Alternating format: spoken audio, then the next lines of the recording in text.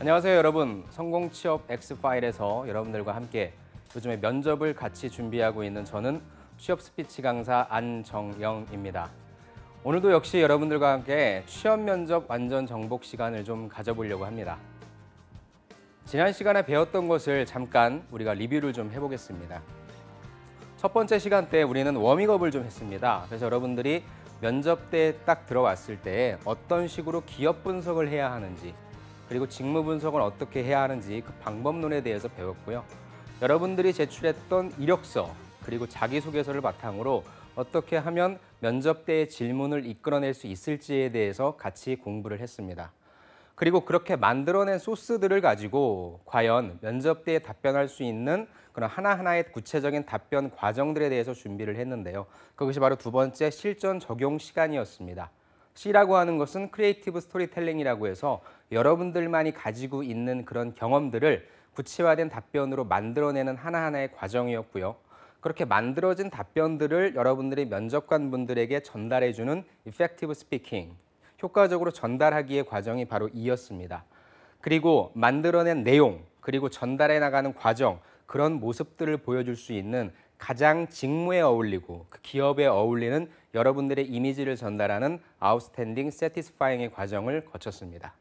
그리고 여러분들께서 굉장히 많이 저한테 요청을 하셨던 실제로 면접에 가장 많이 나왔던 기출 문제들에 대해서도 좀 알려달라고 말씀을 하셔가지고 그거에 대한 정답을 알려드리기보다는 이런 문제인 경우에는 이런 식으로 대답을 하라고 하는 구조를 짜는 핵심 기출 대응 전략에 대해서도 말씀을 드렸고요.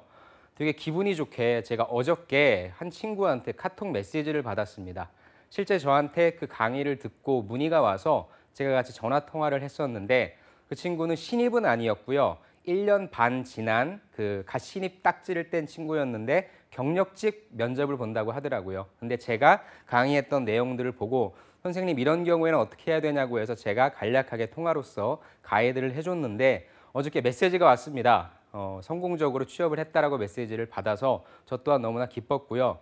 여러분들도 이렇게 실제 제 강의를 듣고 실제 합격할 수 있는 인사이트를 얻어가셔서 실제 면접장에서도 그렇게 잘 활용하셨으면 좋겠습니다. 아무튼 진심으로 축하드리고요. 여러분들도 꼭 면접에 합격하셨으면 좋겠다는 바람을 가져봅니다. 그리고 마지막으로 우리가 저번 주에 봤던 내용은 이번 상반기 때 나왔던 기업들의 면접 특징들을 좀 살펴봤습니다.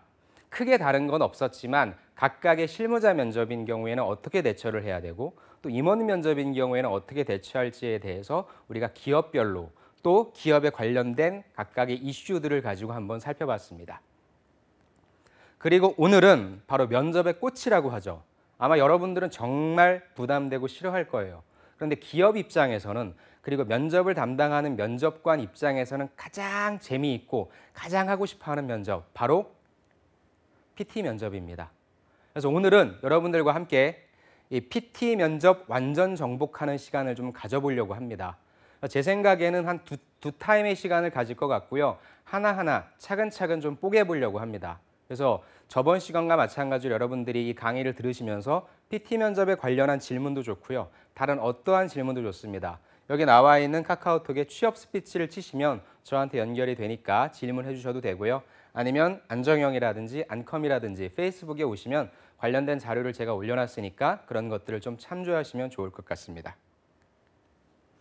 PT 면접, 과연 무엇을 볼까요? 제가 여러분들한테 오늘 좀 전제로 말씀을 드릴게요.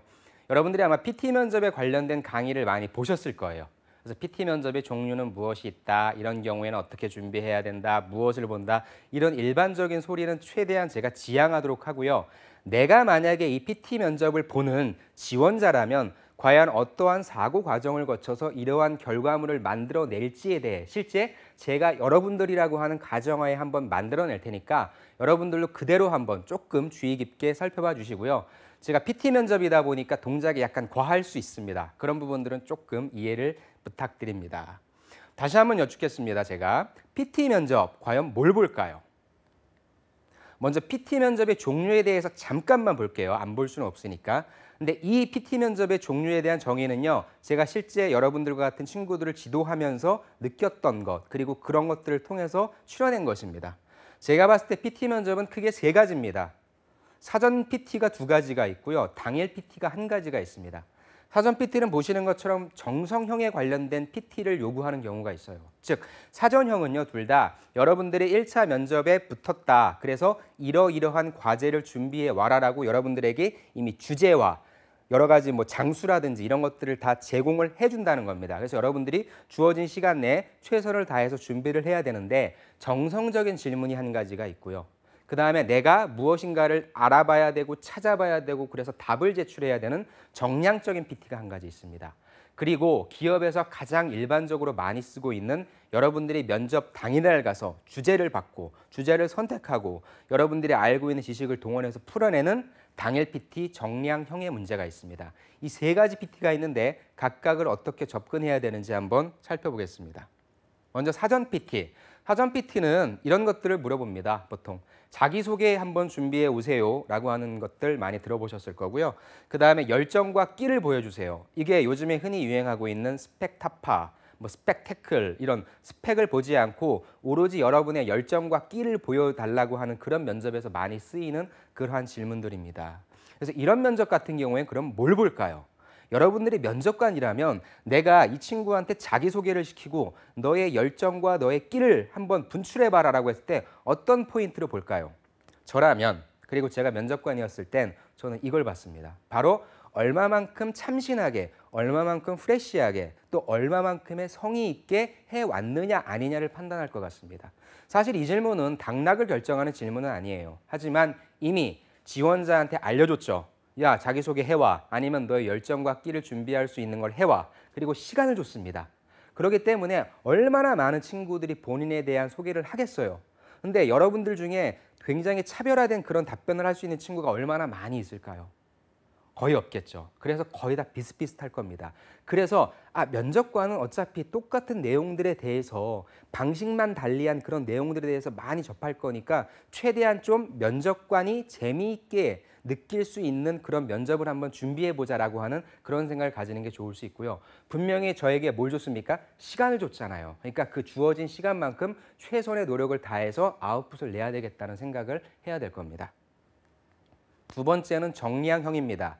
이 문제는 자기소개해보세요. 열정과 끼를 보여주세요. 이런 질문보다는 약간 차이가 수준이 높죠. 어떤 질문이냐면 보통 개선 방안을 한번 제시해봐라. 지금 우리 회사가 당면한 문제가 이렇다. 당신이라면 이 문제를 어떻게 해결하겠는가. 그 해결 과정을 보고 싶어하는 것이죠. 그리고 마케팅 전략을 한번 세워보자라고 하는 이런 문제들입니다. 이런 문제들은 뭘 볼까요?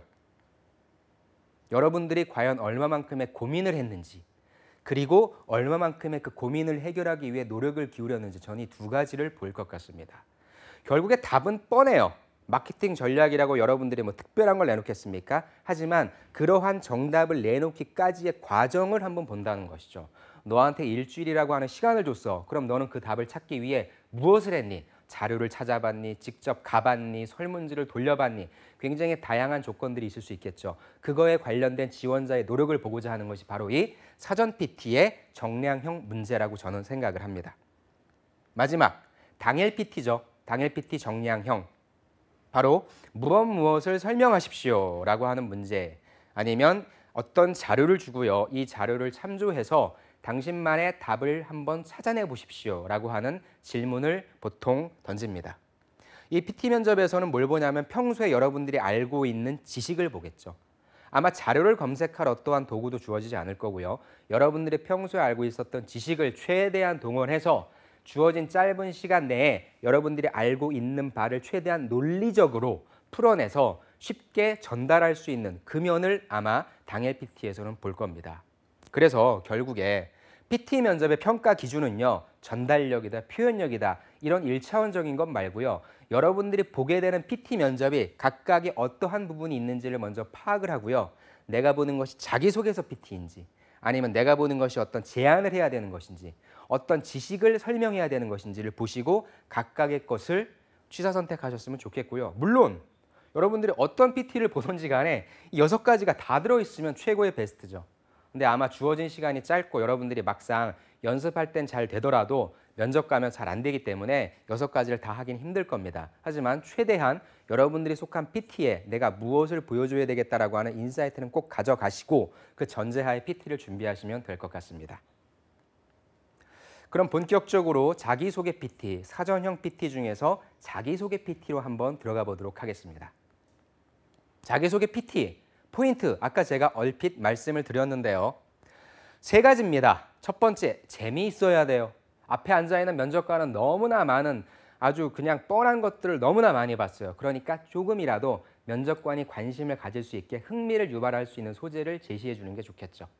두 번째, 이 PT를 딱 끝나고 나서 면접관 머릿속에 그 친구, 어떤 친구, 이름은 기억 못할 거예요 아마. 하지만 PPT의 어떤 인상적인 장면 하나라든가 PPT에서 보여줬던 어떤 그 친구의 모습이라든지 사건이라든지 그런 걸 기억에 남게 할 수 있으면 굉장히 좋죠.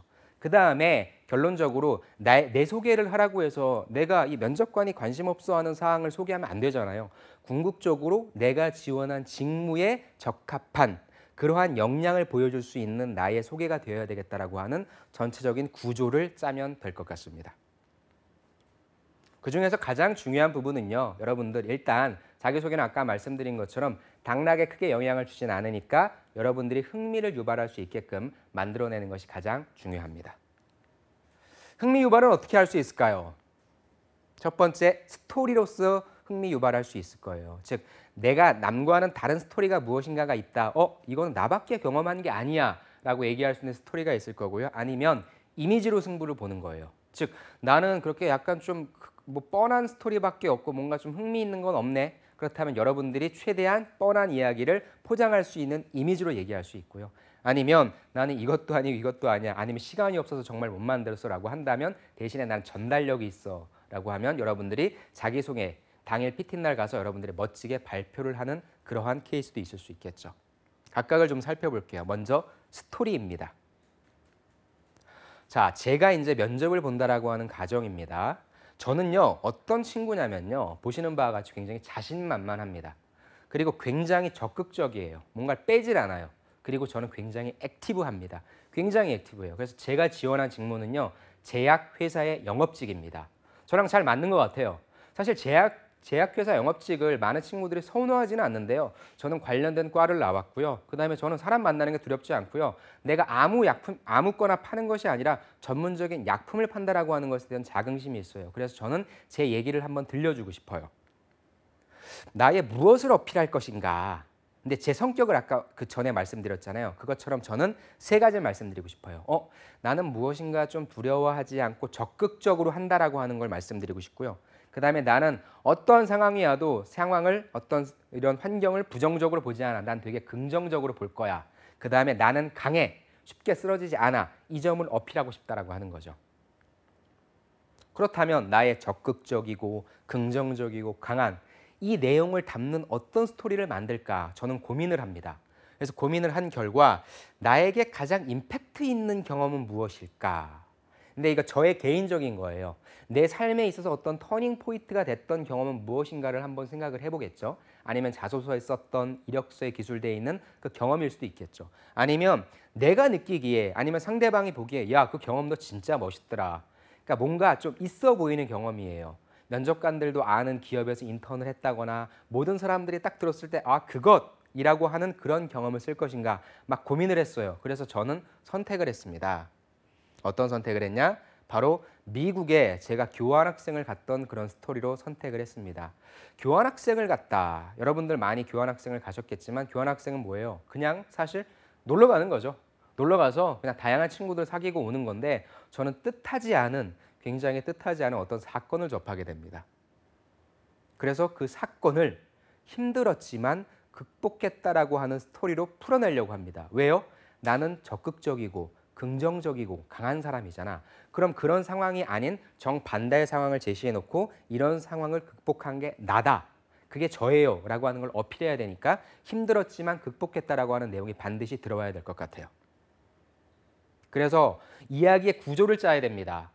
그러면 내가 구체적으로 어떠한 곳에서 어학연수를 갔는지, 어떠한 상황이 힘들었는지, 그럼 나는 이 힘든 상황을 극복하기 위해서 과연 어떤 솔루션을 제시했는지, 그래서 이 솔루션을 제시해서 내가 궁극적으로 얻은 걸 바탕으로 나는 이 직무에 어떻게 연관시킬 수 있는지를 살펴보는 것이죠. 그래서 무엇이 힘들었을까? 낯선 환경이 힘들었다. 일단 미국이잖아. 한국이 아니잖아. 그래서 낯선 환경이 힘들 수 있고요. 그다음에 내 마음대로 할 수가 없어요. 아까 말씀드린 것처럼 저는 적극적이어서 한국에 있을 때는요. 학교에 다닐 때는요. 제 마음대로 모든 걸 다 했었어요. 친구들도 사귀고 공부도 열심히 하고 아무튼 모든 게 쉽고 재미있었어요. 근데 미국을 가니까 내 마음대로 할 수 있는 게 없어요. 영어를 잘한다고 생각을 했는데 막상 미국 가니까 영어도 잘 안 나와요. 이런 상황 하에서 저는 좀 힘들었습니다. 그래서 이거를 극복했다라고 하는 스토리를 지금부터 들려드리려고 하는 것이죠. 어떻게 극복했을까? 극복 방법에 초점을 맞춰야 될 것 같아요. 즉 면접관들이 관심 있어 할 사항은 야, 네가 이래서 힘들었구나 라기보다는 그 정도는 공감대만 형성시키면 될 것 같아요. 면접관들이 관심 있어 할 사항은 그러면 당신은 어떻게 그 상황을 극복했어요? 왜? 제가 늘 말씀드리지만 우리가 회사를 다닐 때는 늘 해피한 상황만 있는 게 아니잖아요. 그렇죠? 늘 우리가 예측하지 못했던 불확실성 속에서 살기 때문에 여러분들이 항상 어떤 어려움이라든지 어떤 낯선 환경이라든지 거쳤을 때 여러분들이 과연 이 환경을 어떻게 극복했는지에 초점을 맞춰야 되기 때문에 여러분들은 과연 어떻게 극복하는지 그 극복 방법 그리고 한 가지가 아니라 다양한 방법론이 있습니다라고 얘기해 주면 좋겠죠. 이런 시리즈를 한번 구성해 봐야 되겠다고 얘기하는 겁니다. 그래서 이걸 다시 지원 직무의 마지막으로 연결시키는 겁니다.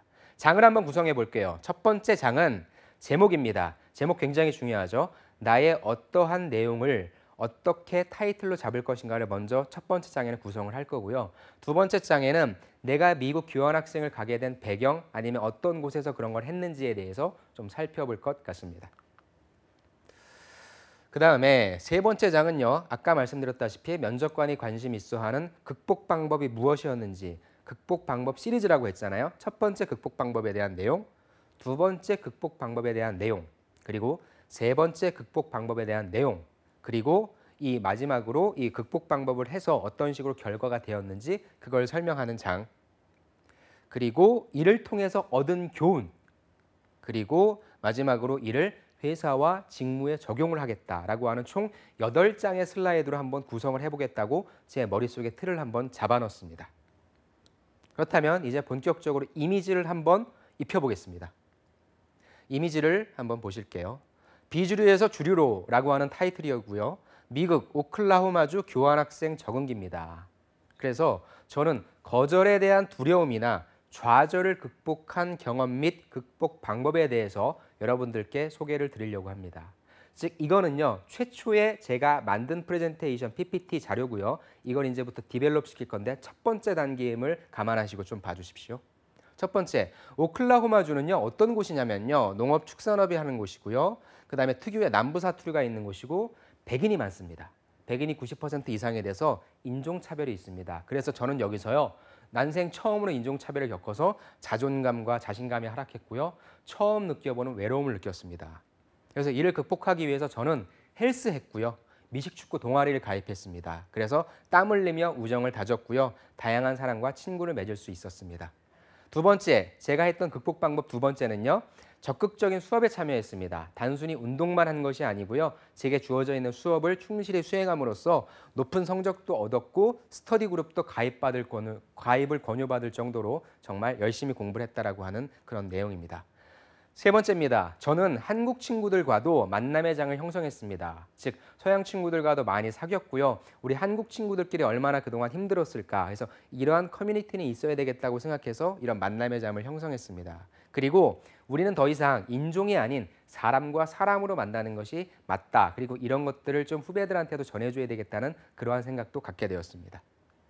그래서 이를 바탕으로 저는 이 세 가지 방법론을 바탕으로요. 오클라호마에 완벽하게 적응을 했어요.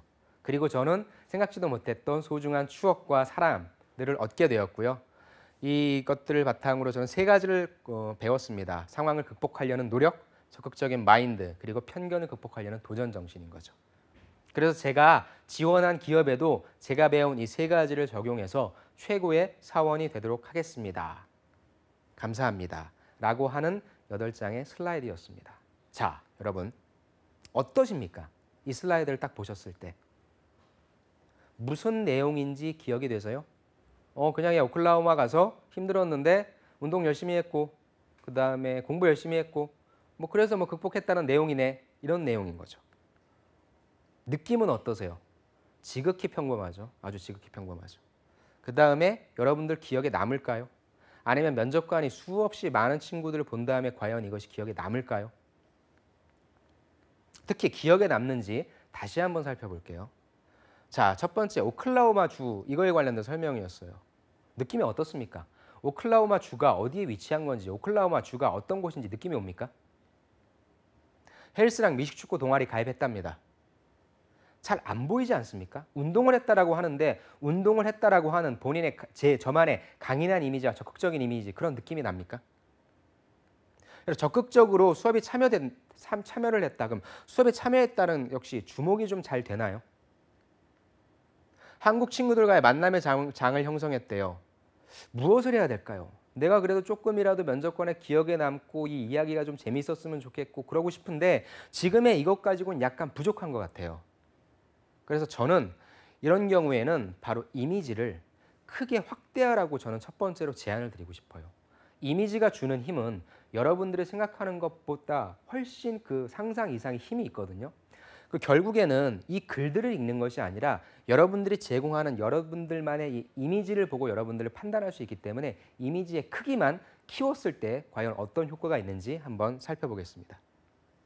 그래서 이미지의 크기만 조정해서 다시 한번 살펴볼게요. 먼저 첫 번째 제목이었습니다. 이 제목에서 어느 부분이 가장 중요할까요? 어디가 포인트일까요? 비주류에서 주류로. 저는 이 부분이 가장 중요하다고 생각을 해요. 왜냐하면 내가 난생 처음 겪었던 비주류의 경험이거든요. 근데 나는 비주류에서 머물렀던 것이 아니라 다시 주류로 넘어왔다. 그래서 이 부분을 조금 확대를 했습니다. 비주류에서 주류로 이렇게 확대를 했고요.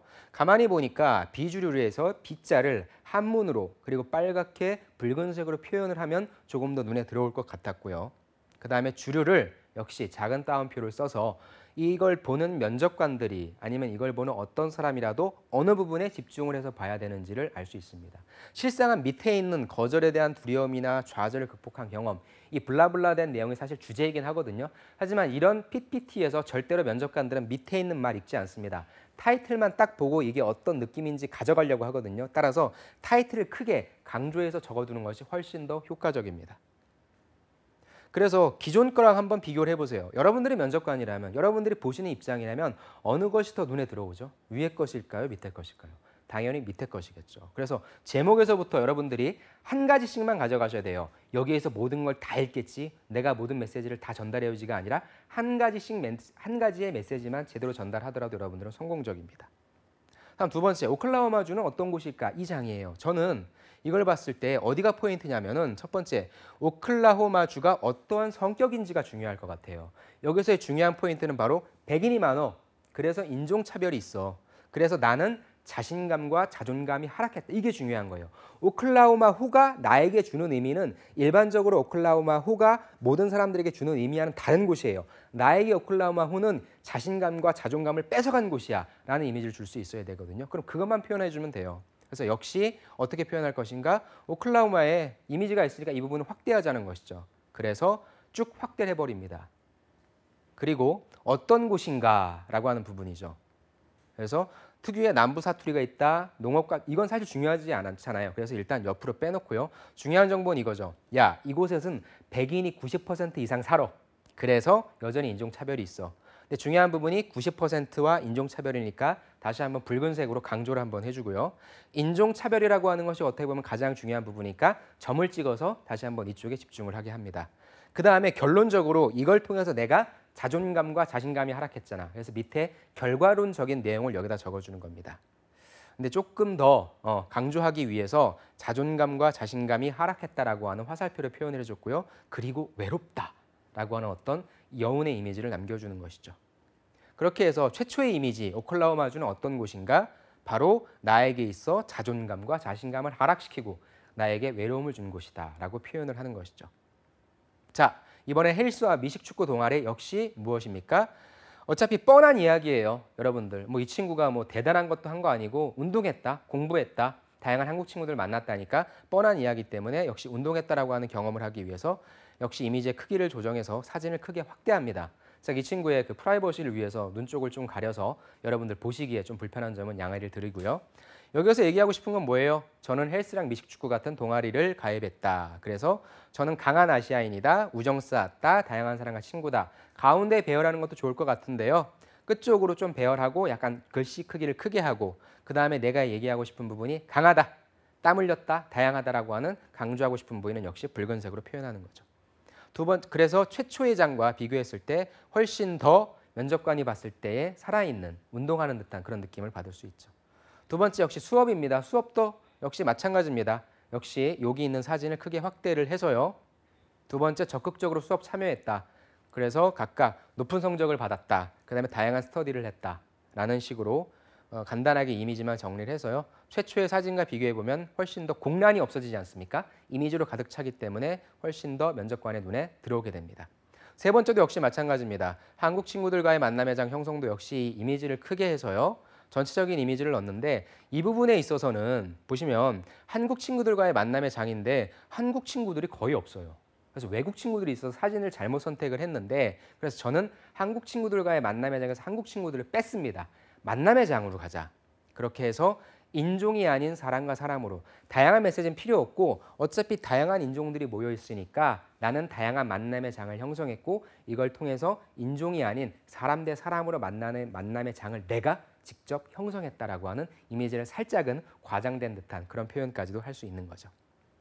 그렇게 해서 첫 번째 이미지랑 비교했을 때 역시 이미지를 크게 하고 심플한 메시지만 전달하니까 주목도가 훨씬 올라갈 수 있는 것이죠.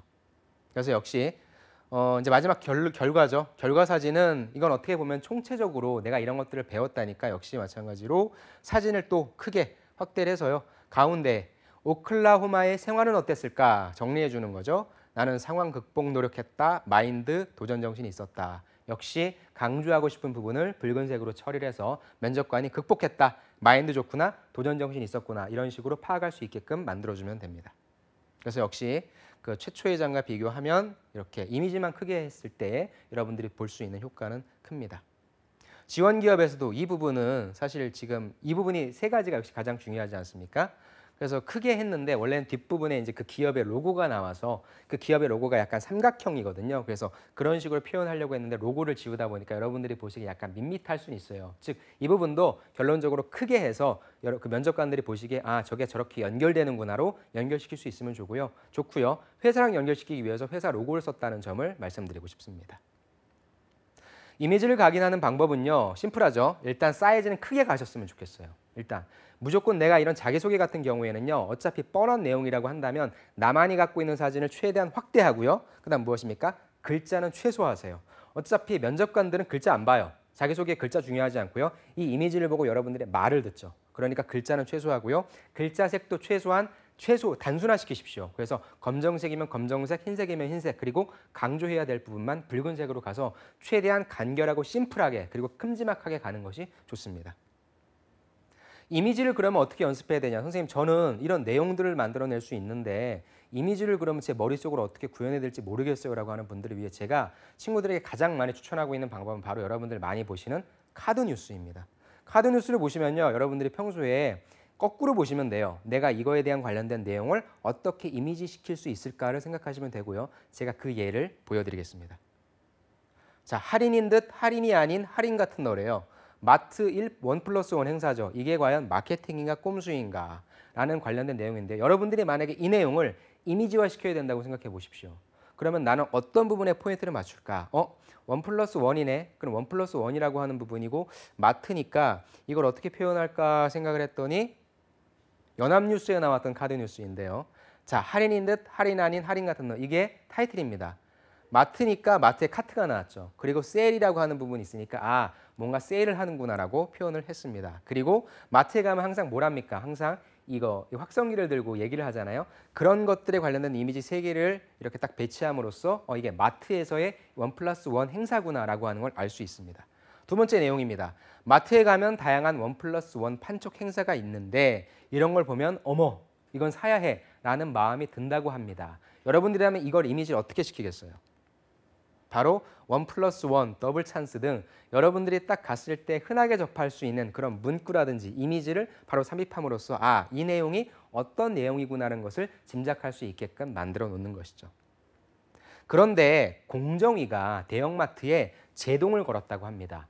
야, 니네가 하는 1+1 행사 있잖아. 이거 1+1이 아니야. 이거 엄밀히 말해서 1+1이 아니거든. 그래서 니네한테 과징금 부과할 거예요. 좀 어렵잖아요, 내용이. 그럼 여러분들이라면 이걸 어떻게 표현할까요? 공정위가 1+1 행사하고 있는 걸 제동을 걸었대요.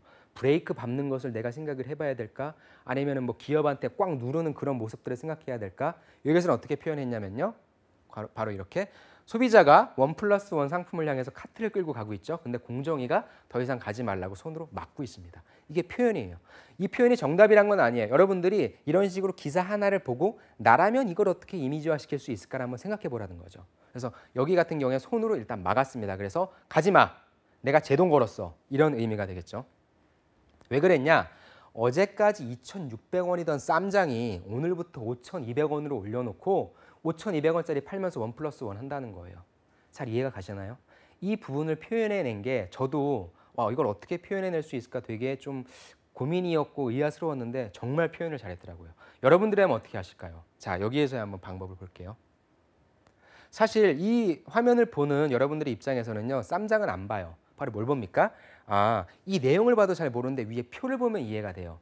4월 1일까지는 한 개 2,600원이었어요. 근데 4월 2일 바로 하루가 지나자마자 5,200원이 되는 거죠.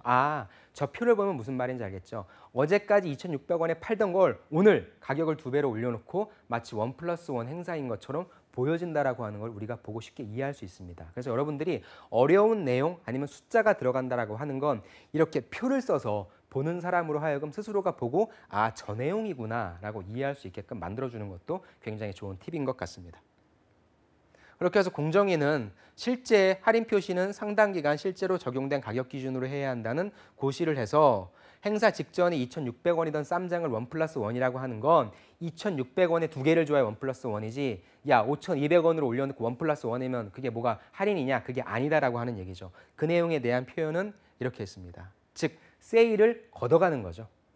세일을 1+1의 진정한 의미의 세일이 아니니까 공정위가 이건 세일이 아니다라고 세일 표시를 떼가는 겁니다. 이런 식으로 표현을 한 거예요. 대형마트 3사는 이에 소송을 걸었습니다. 행사 직전에 가격이 올린 것이 아니라 행사 전에 팔던 가격이 할인 가격이었다라고 하는 논리입니다. 이게 참 무슨 말인지 모르겠는데 역시 그림을 보시면 정상가가 5,200원이에요. 근데 4월 1일까지 2,600원을 원래 2,600원이 아니라 원래 그때 2,600원이었던 가격이 할인 가격이다. 즉 아까 말씀드렸잖아요. 숫자잖아요. 우리가 그냥 단순히 글을 보면 이해가 잘 안 돼요. 그걸 이러한 표로 봤을 때 원래 5,200원이던 거 우리가 싸게 2,600원에 줬거든. 이걸 그냥 정상 가격으로 원목한 거야. 그러니까 1+1 행사가 맞다라고 하는 그 대형마트 입장을 표현한 부분인 거죠. 또한 1+1 행사는 일반 할인 행사와는 달라. 그러니까 니네 이건 다르니까 그 부분을 잘 감안을 해줘라고 하는 부분이거든요. 이 부분에 대한 것은 무엇입니까? 그냥 세일. 그러니까 이 부분에 대한 표현은 조금 아쉽긴 했어요. 그러니까 사실 이 내용 자체가 좀 어려워서 여러분들이 이 내용을 보신다면 나라면 어떻게 할지를 한번 좀 고민을 해보셨으면 좋겠어요. 그러나 이에 대한 여론은 곱지 않죠. 가격 2배 올리고 1+1. 국민을 현혹했다, 우롱한 것이다. 그래서 연합뉴스 기사 댓글이 나왔다고 합니다. 여러분들이라면 이거에 대한 표현을 어떻게 하시겠어요? 그냥 이렇게 했는데 저 같은 경우에는 댓글이니까 뭐 카톡이라든지 아니면 블로그의 댓글이라든지 이런 식의 이미지를 구현해서 이게 여론이구나, 댓글이구나라고 하는 것을 알 수 있게끔 표현해내는 것도 하나의 방법일 수 있을 것 같습니다.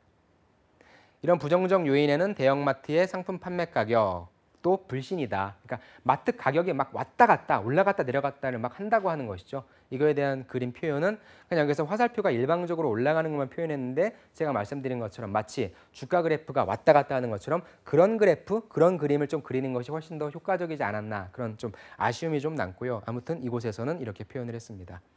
그래서 인터넷 커뮤니티 등에는 또 소비자들이 니네 대형마트 결코 싸지 않아 비싸다라고 하는 고발이 넘쳐납니다 라고 해서 실제 저 뒤쪽에 잘 안 보이시겠지만 실제 기사들 아니면 아까 제가 말씀드렸던 블로그라든지 그런 카페라든지 그런 데서 캡처해 와가지고 실제 소비자들이 올렸던 글들을 뒤에다 배치해 놨습니다. 그렇게 해서 공정에 적발된 사례 중에는 뭐 7배나 올린 경우도 있었고 의구심이 들었다라고 하는 내용이어서 의구심이니까 이것은 물음표를 갖고 갔던 것 같아요. 이런 식으로 크게 표현을 했고요. 다음에 1+1 문구를 보고 소비자들과 그 다음에 대형마트가 생각하는 그 간극이 좀 길었다, 간극이 좀 크다라고 하는 그런 표현을 하기 위해서 역시 이런 식으로 대형마트에서 그 소비하고 있는 소비자들의 모습을 보았습니다. 자, 어떠세요, 여러분들? 그 일반적으로 여러분들이 보셨던 기사들을 이미지화시키는 연습을 이제 좀 하실 수 있을 것 같으세요? 이런 식으로 연습을 좀 많이 하시면요, 여러분들이 직장 생활을 하실 때도 프레젠테이션 하실 때도 결국은 여러분들이 글만 쓰는 것이 아니라 이미지도 같이 넣기 때문에 이미지를 선택하시는 데 있어서 큰 도움을 받으실 수 있습니다. 그 다음에 하나만 조금 더 말씀을 드릴게요. 이번엔 느낌을 전해주는 이미지거든요. 자, 폭염입니다. 올여름은 얼마나 더울까? 폭염에 대비하는 우리들의 자세입니다. 보시면 어때요? 덥죠? 이게 훨씬 더 아까 봤던 것은 1차원적인 것이고요. 이거는 제가 봤을 땐 좀 한 단계 레벨업된 이미지라고 생각을 해요. 보자마자 더움이 느껴져요. 야, 정말 저거 어떻게 해야 되나? 굉장히 덥다라는 느낌이죠. 소만이었다, 여름 시작됐다, 선풍기 갖다 댄다. 그래서 선풍기로서 이렇게 시원하게 바람을 쐬고 있는 이런 사진.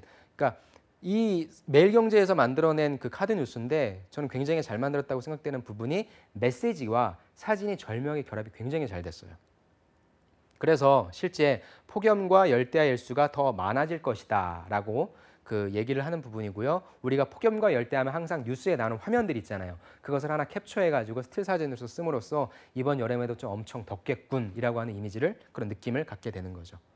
그렇게 해서 폭염이라고 하는 정의를 내렸습니다. 폭염이라고 하는 정의를 뭐 30도가 넘을 때, 그래서 온도계를 딱 갖다 대고 그 온도계를 햇볕에 갖다 댄 그런 느낌을 줌으로써 굉장히 더운 이미지다라고 하는 그런 부분을 가져갔고요. 그렇게 해서 야외 활동하면은 사망에까지 이를 수 있다라고 해서 아스팔트에서 아지랭이가 많이 올라오는 그런 사진을 써서 보기만 해도 덥고 낮에는 가급적 돌아다니지 말아야 되겠다, 조심해야 되겠다라고 하는 그런 느낌을 전해주는 것이죠. 그래서 그러면 주제죠. 어떻게 해야 될까? 첫 번째, 물 마셔라. 탈진할 수 있으니까 많은 수분을 섭취해라라고 해서 이렇게 수분을 섭취하고 있는 내용을 이미지로 구현을 했고요. 두 번째, 그 다음에 어둡고 달라붙는 옷은 피하는 게 좋다라고 했고요. 이 사진 보이시나요? 이 여자분 가운데 곁땀 있는 사진. 예, 굉장히 디테일하죠. 이거 딱 보면 아, 이런 색 옷은 입지 말아야 되겠다. 그리고 내가 땀이 굉장히 많이 나니까 색깔이 있는 옷을 입지 말아야 되겠다라고 하는 그러한 것도 얻어갈 수 있겠죠. 저는 이 사진 보고 굉장히 좀 잘했다라고 하는 생각이 들더라고요. 그래서 안 그래도 더운 날에는 또 어떤 거 먹지 마라? 뜨뜻한 거, 뜨거운 거 먹지 마세요. 그 다음에 커피 같은 거 먹지 마세요. 라고 하는 그러한 내용이었습니다. 그래서 지난해 폭염으로 사망한 사람이 17명이나 되니까 조심하자라고 하는 내용이었고요. 마지막으로 좀 아쉬웠던 게, 제가 매일경제 이걸 왜 썼냐면은 끝까지 좀 통일성 있게 간다면 매일경제도 굉장히 뜨거운 이미지를 한다거나 이열치열로서, 아니면 매일경제는 아주 시원한, 여러분들에게 시원한 소식만 전해드리겠습니다라고 해서 약간 좀 아이스가 섞인 그러한 이미지로 하면 어떨까 싶은 마음에 제가 한번 잡아봤습니다. 이렇게 여러분들이 생각하시는 것처럼 이미지가 생각보다 힘이 여러분들이 생각하시는 것보다 훨씬 더 센 것 같아요. 예. 특히나 자기소개 정성적 PT, 그리고 여러분들이 보시면 아시겠지만 제 강의에 있는 이 PPT안도 어떻습니까? 전 최대한 심플하게 만들려고 해요. 그리고 큼직큼직하게 만들려고 합니다. 어차피 여러분들이 이 화면을 통해서 보는 거기 때문에 세세한 글자까지 안 보이거든요. 그래서 여러분들한테 가급적이면 전달할 수 있는 메시지를 핵심 메시지만 적어서 전달할 수 있도록 저도 심플하게 하려고 합니다. 그래서 여러분들이 두 번째로는 내가 그럼 이미지를 어떻게 해야 될까? 자꾸 연상하세요. 저도 이 뒷부분에 이미지를 지금은 안 넣고 있지만 평상시에 프레젠테이션을 할 때는 내가 전하고자 하는 이 내용을 어떻게 하면 효과적으로 전달할 수 있을지에 대한 이미지에 대한 연습을 카드 뉴스를 보면서 굉장히 많이 하고요. 실제 제가 학생들한테 카드 뉴스를 많이 활용하라고 했을 때 그 효과가 굉장히 높습니다. 그래서 여러분들도 이제 카드 뉴스를 그냥 재미로만 보지 마시고요. 이걸 내가 한번 바꿔봐야 되겠다. 아, 이런 표현들은 내가 가져가야 되겠다. 이런 식으로 여러분들 것화시켰으면 좋겠습니다. 이제 마지막입니다. 마지막으로 자기소개 PT에 있어서의 중요한 부분은 바로 전달력이죠. 전달력은 말 그대로 내가 와서 서서 면접관들 앞에서 얘기를 하는 것이죠. 마치 제가 여러분들 앞에서 이렇게 카메라 앞에서 얘기를 하는 것처럼요. 자, 비주류에서 주류로, 제가 아까는 이걸 그대로 보고 말씀을 드렸는데요. 여러분들, 제가 이거를 PT를 할 때 안녕하십니까? 지원자 안정영입니다. 비주류에서 주류로 미국 오클라호마주 교환학생 적응기 지금부터 발표를 드리겠습니다. 발표를 하겠습니다. 이런 식으로 얘기를 제가 한다면 그거는 1차원적인 거예요. 이제 내가 발표력을 준비한다고 했을 때는 이 장을 놓고 어떻게 얘기해야 되냐면요. 안녕하세요. 안정영입니다. 저는 보시는 바와 같이 굉장히 건강하고요. 그다음 적극적이고요. 긍정적입니다. 그래서 저는 항상 자신만만했습니다. 그러던 제가 굉장히 우연한 시기에 생각지도 못했던 일을 겪었습니다. 그것은 제목에서 보시듯이 전 늘 주류라고 생각을 했는데 난생 처음 비주류의 경험을 한 것입니다. 그럼 제가 과연 왜 비주류가 되었는지 그리고 그 비주류에서 어떻게 주류가 되었는지 여러분들께 그 스토리를 들려드리겠습니다. 라고 이 한 장을 놓고 여러분들의 말에 집중할 수 있게 이야기를 풀어낼 수 있도록 연습을 해야 됩니다. 제가 그때 말씀드린 것처럼 그 크리에이티브 스토리텔링이죠. 여러분들의 면접용 시나리오를 만들어내시고 그다음에 계속적으로 연습을 하시면 돼요. 오클라호마주는 어떤 곳일까요? 오클라호마주 어디 있는지 아시나요? 오클라호마주는 우리나라로 얘기한다면 미국의 중앙이니까 우리나라의 대전 아니면 대구 쪽에 있는 대구 쪽에 있는 곳일 겁니다. 라고 해서 듣는 사람이 사실 오클라호마주가 어디 있는지 모르잖아요. 그러니까 면접관이 최대한 알 수 있게 공감할 수 있게 지역적으로 뭔가 설명해 주든가 기후적으로 뭔가 설명해 주든가 이런 식으로 면접관한테 조금씩 다가가려고 해야 된다는 것이죠. 오클라호마주는요, 백인들이 많이 살고 있습니다. 처음에 백인들이 많이 살고 있어서 전 너무 좋았어요. 잘생긴 사람도 많고 예쁜 사람도 많고 너무 좋다. 이게 진짜 서양에서 사는구나라는 느낌을 가졌는데요. 이게 웬걸요. 제가 정말 보기만 하고 듣기만 했던 인종차별을 제가 경험을 했습니다. 학교를 갔는데 아무도 말을 걸어주지 않고요. 정말 저에 대한 관심도 아무도 없고요. 제가 무엇을 하더라도 사람들은 손가락질하고요. 저를 다 깔보는 듯한 그런 표정을 지었습니다. 저는 정말로 힘들었어요. 야, 내가 그래도 정말 한국에서는 좀 잘 나간다고 생각을 했는데 소위 무엇이든지 잘한다고 생각했는데 나에게 왜 이런 시련이 올까? 난 정말 잘할 수 있는 걸까? 저는 처음으로요. 자존감과 자신감의 상처를 입었고요. 한국에 돌아가야 하는지 정말로 큰 외로움을 겪었습니다. 이 한 장을 가지고 이렇게 얘기를 뽑아내는 것이죠. 그렇다면 저는 과연 그 어려움을 극복했을까요? 아니면 저는 그 어려워서 한국으로 돌아왔을까요? 라고 한 다음에 이 장을 보여주는 거거든요. 전 첫 번째 극복하기 위해서 운동했습니다. 특히나 남자들은 땀 흘리면서 운동하면 친해지지 않습니까? 저는 운동엔 자신이 있었습니다. 그래서 학교에서 밖에서 일부러 농구를 했고요. 럭비를 했고요. 축구를 했고요. 그럼으로써 자연스럽게 저와 같이 수업을 듣는 친구, 듣지 않는 친구와 함께 땀 흘리면서 같이 부딪히면서 우정을 쌓을 수 있었습니다. 그러면서 다양한 사람과 친구들을 만날 수 있었습니다. 그럼 제가 운동만 했냐고요? 아니요. 저는 공부도 열심히 했습니다. 아시아인이라고 하는 어떤 아시아인은 뭐 머리가 비었어, 뭐 운동만 잘해 이런 얘기 듣고 싶지 않았습니다. 그래서 전 수업 시간에도요 항상 제일 앞에 앉아서 열심히 공부했고요. 그래서 전 높은 성적도 받았고요. 제가 다양한 스터디를 조직도 해봤습니다. 라는 식으로 약간의 이런 포장된 그런 설명도 할 수 있을 겁니다. 그래서 저는 결국에 한국 사람들이 겪는 아니면 아시아 유색 인종들이 겪는 그런 차별성을 혁파하고자 저만의 이렇게 살아남을 수 있는 방법론들을 좀 만들었고요. 그런 것들을 제가 다양한 만남의 장을 형성해서 그런 방법론들도 나누고요. 서로가 서로에게 도움이 될 수 있는 그러한 장을 만들었습니다. 그래서 인종 대 인종이 아닌 사람과 사람으로 만날 수 있는 그런 커뮤니티를 학교에서 최초로 만들어낸 사람이 바로 저입니다라고 얘기하는 거죠. 그렇게 해서 저는 오클라호마의 생활을 통해서 이와 같은 세 가지를 배웠고요. 이 세 가지를 바탕으로 지원 기업에 있어서도 전 최선을 다해서 어떤 상황이 오든지 간에 저는 잘 극복해서 이겨낼 수 있을 것이라고 생각합니다. 라고 하는 그런 이미지로 갔습니다. 전달력의 포인트 바로 무엇입니까? 절대 읽지 말아야 돼요. 제가 일부러 아까 처음에는 여러분들 그 PPT를 보면서 읽었는데 절대 읽지 마시고요. 그 다음에 앞을 보고 최대한 면접관들을 보면서 이야기를 나누시는 것이 중요합니다. 그래서 이런 내용들도 여러분들 제가 사진에 나왔는데 여기에 있는 것들 그냥 읽지 마시고요. 이건 제가 연습용으로 여러분들에 좀 제공을 해드릴게요. 연합뉴스에서 카드 뉴스를 치시면 이게 나오니까 다양한 뉴스들이 나오니까 여러분들이라면 이런 내용들에 대해서 어떻게 얘기를 할지에 대해서 좀 한번 연습을 해보셨으면 좋겠습니다. 그래서 이런 표현들 같은 경우에 좀 재밌게 하는 게 좋을 수도 있습니다.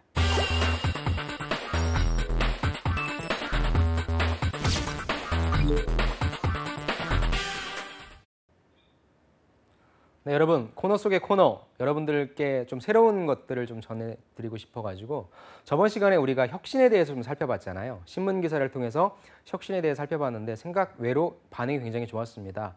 그래서 오늘부터 여러분들한테 한 10분에서 15분 사이 시간 동안에 신문을 읽어드리겠습니다. 그래서 신문 읽어주는 남자라고 하는 코너로서 여러분들의 입장에서 필요한 신문 기사를 가지고 어떤 식으로 취업에 응용할 수 있는지를 한번 좀 살펴보도록 하겠습니다. 제가 신문 읽기 굉장히 중요하다고 얘기를 했어요. 그래서 취업할 때 신문 읽기 너무나 중요한데 여러분들이 늘 하는 질문, 선생님 그러면 신문 어떻게 읽어야 되는데요? 그래서 제가 4가지 말씀드렸죠. 거시경제 먼저 봐라. 그 다음에 산업기사 보고 기업기사 보고 오피니언 봐라 라고 말씀을 드렸습니다. 신문은 정말 정보의 보고고요. 취업을 준비할 수 있는 모든 요소들이 다 들어있습니다. 그래서 제가 오늘 여러분들께 제가 봐서 엄선한 뉴스 그리고 이전까지의 뉴스 중에서 여러분들이 꼭 이 부분을 알고 갔으면 좋겠다라고 하는 뉴스를 같이 공유하도록 하겠습니다. 그래서 취준생의 관점에서 다른 관점이 아니라 여러분들의 관점에서 필요한 정보를 지금부터 제공해 드릴게요. 같이 한번 신문을 읽어보시죠. 오늘 첫 번째로 볼 내용은요. 유통업에 관련된 뉴스입니다. 유통업 중에서도요. 여러분들이 좋아하시는 특히나 인문계 여자친구들이 좋아하시는 홈쇼핑입니다. 자, 홈쇼핑은요. 규모가 어떻게 될까요? 2016년도 기준으로 해서요. 3대 홈쇼핑 회사가 있어요. CJ 오쇼핑이 있고요.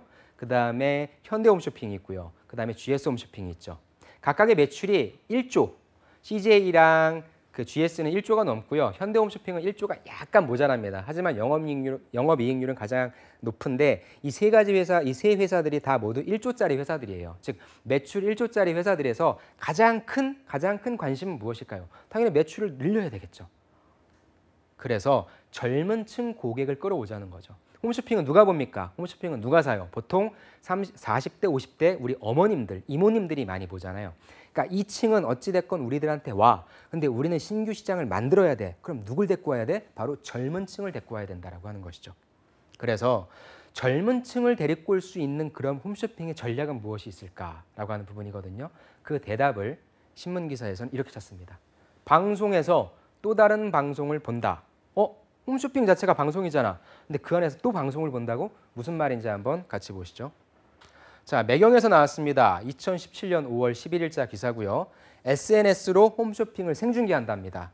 그리고 실시간 MD랑 채팅한답니다. 그래서 누구한테 인기? 2030의 인기라고 합니다. 어떤 내용인지 보시죠. 자, 전상희 씨는요.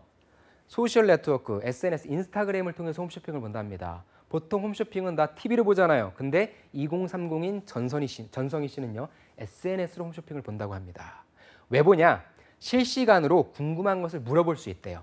그리고 즉각적으로 답변을 받을 수 있대요. 물론 예전에도 우리가 TV 보면서 전화할 수 있었는데 그건 느려, 기다려야 돼. 난 급해, 빨리빨리 알고 싶어. 그래서 빨리빨리 입력해서 바로바로 피드백을 받을 수 있기 때문에 본다는 것이죠. 그래서 마치 무엇? 여러분들이 좋아하는 마리텔 아니면 아프리카 TV 같은 바로 그런 예능 프로그램을 시청하는 것처럼 나에게 피드백을 주기 때문에 재밌다는 거예요. 내가 알고 있던 홈쇼핑이 아니네. 그러니까 보게 된다는 거죠. 그래서 홈쇼핑은 우리 엄마 세대만 애용하는 올드한 거다라고 생각했는데 야, SNS를 통해서 내가 홈쇼핑을 보니까 뭔가 새롭다. 그래서 나는 앞으로 화장품이나 옷을 살 때 홈쇼핑을 이용할 의향이 있다 없다? 있다라고 얘기하는 기사죠.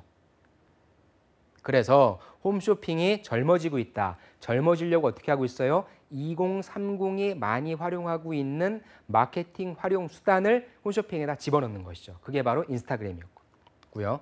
그래서 CJ 오쇼핑이 실제 3월 달에 아는 언니 뷰티쇼라고 해서 여기서 SNS로 생중계하는 프로를 만들었다고 합니다. 그래서 생중계를 본 고객이 1,300여 명을 기록한 것은 물론 2030 구매 고객이 일반 방송보다 높게 나타났다. 그럼 2030에 관심을 갖고 있다는 것이죠. 그리고 실적도 목표 대비 1.5배를 기록했다는 것이죠. 이게 굉장히 중요해요. 사실 기업 입장에서는 다양한 마케팅 수단들을 활용할 수 있거든요. 근데 그거에 대한 아웃풋이 나오느냐 안 나오느냐가 사실 더 중요한데 이 부분은 야, SNS로 우리 프로를 생중계했더니 실제 실적이 좋네 라고 나온다는 것이죠. 그렇게 해서 사람들이 왜 그러면은 젊은이들 이걸 좋아하냐? 방송에 나오지 않는 스튜디오 현장까지도 보여준다는 거예요. 이게 재밌는 거예요. 그 다음에 PD의 각색 없이 어떻게 보면 홈쇼핑은 일방적인 거잖아요. PD가 다 정해주는 틀 안에서 방송을 내보내는데 PD의 그런 진행 없이 내가 보고 싶어하는 바를 다 볼 수 있다는 것이죠. 궁금했던 걸 볼 수 있다는 것이죠. 즉 즐긴다는 것이죠.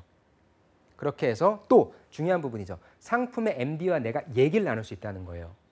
그렇죠? 그 다음에 무엇입니까? 고객들의 질문을 고객들이 서로 대답을 해준다는 거예요. 이게 가장 중요한 인사이트거든요. 지금은 사람들이 유통업의 가장 커다란 이슈는 안 와요. 어찌됐든 오게끔 만들어놔야 돼요. 홈쇼핑도 사람들이 안 보잖아요. 그러니까 오게끔 만들어놔야 돼. 그래놓고 제일 중요한 게 뭐예요? 내가 이 상품을 물어보면 고객들이 그거에 대해 대답을 해주는 거예요. 즉 홈쇼핑 회사에서 대답해 주는 것이 아니라 상담원이 아니라 고객들이 내가 써봤는데 좋더라고 해서 가장 좋게 서로 그 안에서 모든 커뮤니티가 일어날 수 있는 그런 환경을 만들어줬다는 것이 가장 중요한 인사이트가 되는 것이죠. 그래서 인스타그램 라이브 방송에 서로 질문하고 답하는 고객들도 많아졌다라고 하는 내용이죠. 왜 그럼 젊은 층을 잡아야 되냐라고 하는 부분이죠. 왜 잡아야 되냐? 나중에 미래 우수 고객이죠. 홈쇼핑 올드하지 않던데? 너 어디서 샀어? 난 홈쇼핑에서 사. 홈쇼핑?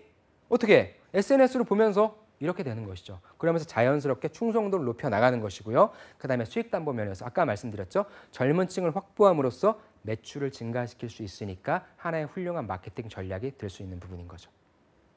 또 다른 차별화 전략, 제가 이 기사를 보고 여러분들 그렇다면 홈쇼핑 회사에 또 다른 차별화 전략은 없을까를 한번 생각을 해봤습니다. 그랬더니 브랜드 유통사로 진화한다. 여러분들 이마트가 지금 뭘 계속 강조하고 있어요. 그리고 전년도 이마트 실적에서 가장 중요한 게 어떤 부분이었죠? 바로 노브랜드였죠. 이제 홈쇼핑에서도 단순히 내가 이거를 물건을 판매해주는 그런 매체, 플랫폼이 아니라 자체적인 브랜드를 가지고 있다는 얘기인 거거든요. 역시 문화일보였습니다. 2017년 5월 18일자에 패션이어 뷰티 브랜드 유통사로 진화한다는 내용이고요. 공교롭게 첫 번째 회사가 오쇼핑에서 또 오쇼핑 얘기를 하게 됐네요. 기사를 잠깐 볼게요. 아까도 말씀드렸죠. 유통업은 지금 힘들어요. 그러니까 어떻게든 이 상황을 타개해 하려고 열심히 노력하고 있어요. 그래서 성장 모멘텀을 끌어내기 위한 다양한 노력을 펼치고 있고요. TV 홈쇼핑 업계가 어떻게 차별화하고 있는지 살펴보겠습니다. 오쇼핑, 뭐를 만들었다고요? 독립 브랜드 셉을 만들었다고 합니다. 그래서 역시 누굴 공략합니까? 25, 34 세대, 밀레니얼 세대를 공략한다고 합니다. 타겟은 똑같아요. 그래서 아까처럼 SNS로 생중계도 하는 거고 이렇게 자체 브랜드 상품도 만들어내는 것이죠. 그리고 상품 기획 역량을 토대로 더 이상 이 내에서 상품만 중개하는 것이 아니라 우리만의 PB 상품을 만들어서 우리만의 브랜드 있는 상품을 만들어서 사람들에게 파는 것이죠. 그럼 이 상품을 왜 만들까요? 바로 고객들의 충성도를 높이기 위해서죠. 단순해요. 그냥 싼 제품을 그 공장에서 갖고 와서 그냥 브랜드화 시키는 것이 아니라 이 제품은 우리밖에 없는 거잖아요. 즉 좋은 제품을 합리적인 가격에 팔므로써 이 회사에 가야 이 회사에서만 사야 내가 원하는 걸 살 수 있다라고 하는 충성도를 높이는 전략인 거죠. 그래서 이 부분을 오쇼핑에서 특히나 강력하게 시행을 하고 있는 겁니다. 그렇게 해서 오쇼핑은 기존의 것이 있대요. 피델리아라고 여자분들 많이 아실 거예요. 그 소급 브랜드 PB 상품을 했던 것을 바탕으로 해서 패션 PBA에서 화장품 독립 브랜드 론칭 등을 통해서 단순히 플랫폼이 아니라 이렇게 유통까지 독립된 브랜드로 유통까지 할 수 있는 그런 회사로 만들겠다라고 하는 그런 목표를 세웠다고 합니다. 그래서 젊은 층을 잡기 위한 홈쇼핑의 전략은 무엇인가? 충분히 여러분들 면접장이라든지 PT 면접이라든지 이런 주제로 나올 수 있어요. 그러면 제가 이런 기사를 여러분들한테 전달해 드리는 이유는 이거에 대한 인사이트를 느끼라고 하는 거예요. 아, 실제 오쇼핑에서 했던 전략이 SNS 생중계구나. 그다음에 어떤 브랜드를 만드는 거구나. 그러면 나도 요 수준 안에서 한번 해봐야 되겠다라고 하는 가이드라인을 한번 잡아보라고 하는 것이죠. 그다음에 또 다른 차별화 전략은 아까 말씀드린 것처럼 브랜드화 전략이 있을 수 있겠죠. 그러니까 또 비단 이건 홈쇼핑 업계에서만 하는 사례는 찾지 마세요. 여러분들 다양한 유통회사의 다양한 사례를 찾음으로써 인사이트를 가지고 가셔서 다양하게 좀 접목시킬 수 있으면 좋겠습니다. 추가적으로 여러분들한테 과제를 좀 준다면 다양한 차별화 전략은 무엇이 있을까? 여러분들이 한번 생각해서 가신다면 여러분들이 훨씬 더 퀄리티 있는 답변과 그 산업에 대한 관심을 보여주실 수 있을 것 같습니다. 이렇게 해서 오늘 신문 읽어주는 남자의 첫 번째 기사, 그리고 두 번째 기사를 한번 살펴봤는데 여러분들 이런 식으로 제가 조금씩 디벨롭해서 여러분들에게 좋은 신문 기사 전해드림으로써 여러분들 취업 합격에 다양한 도움 드릴 수 있도록 노력하겠습니다. 오늘 긴 시간 동안 경청해 주셔서 감사드리고요. 여러분들 꼭 열심히 하셔서 원하는 목표 이루시길 바랍니다. 감사합니다.